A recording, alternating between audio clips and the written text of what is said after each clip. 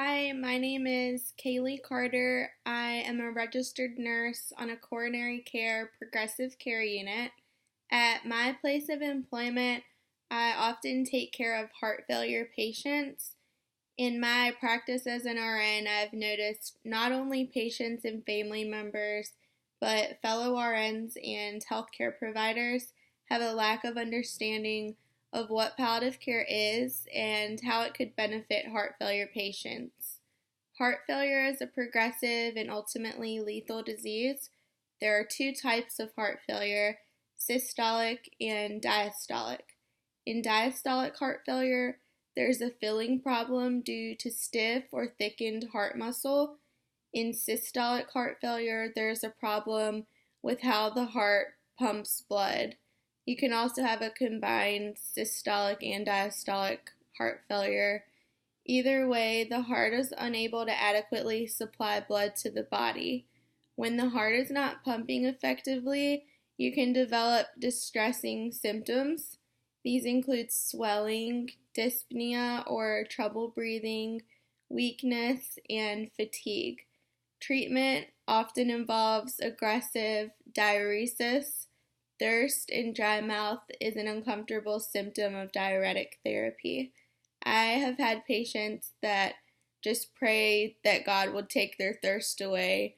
These symptoms that come with heart failure are very distressing and they would affect anyone's quality of life. This is where palliative care can help. Palliative care is a resource for anyone living with a serious illness, in this case heart failure. Palliative care can help patients and family members make treatment goals and stay informed of their treatment plan.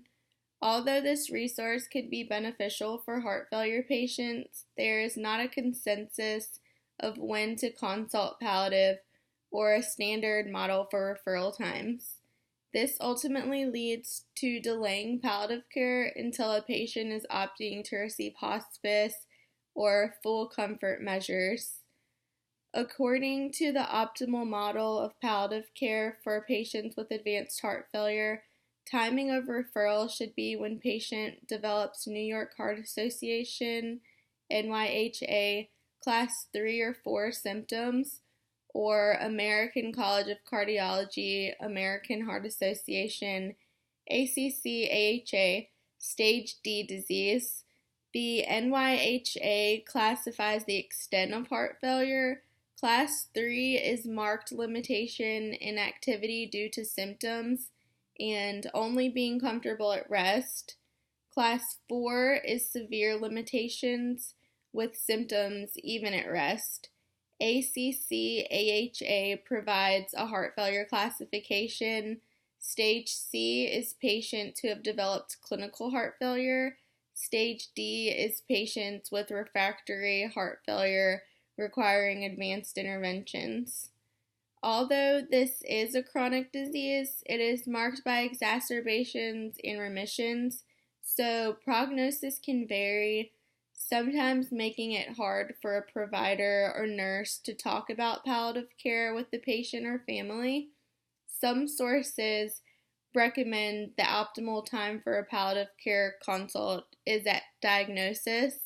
According to the National Institute on Aging, palliative care is a resource for anyone living with a serious illness such as heart failure. Palliative care can be helpful and provided at any time during a patient's illness, the optimal time being upon diagnosis. Palliative care can be provided along with curative treatment, and it does not depend on prognosis.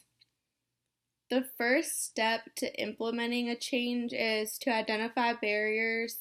In this case, the barrier to lack of providing this resource to this patient population is the need for more education on what palliative care is and how it could benefit this group of patients. One misconception I see a lot are palliative and hospice care are the same. There are differences between the two. Hospice is a type of palliative care for patients with a limited lifespan. Although both services are aimed at providing comfort and relief of symptoms, palliative care is for people at any stage of an illness, and the condition does not have to be uncurable. In order for this service to be more utilized for the heart failure patient population, the patients, family members, and staff members should be educated on the mentioned information. A lot of patients don't realize the severity of what a heart failure diagnosis means. 50% of heart failure patients will die within 5 years of their diagnosis. With an awareness of the severity of this disease, they should be allotted resources to cope with the symptoms and treatments that will come along with this diagnosis for the remainder of their lives. I and other healthcare providers can make a difference by educating on the severity of the disease and also educating on what resources they have available to them to make the most informed choices and improve their quality of life. I will provide education on palliative care through utilization of a pamphlet or flyers and also word of mouth.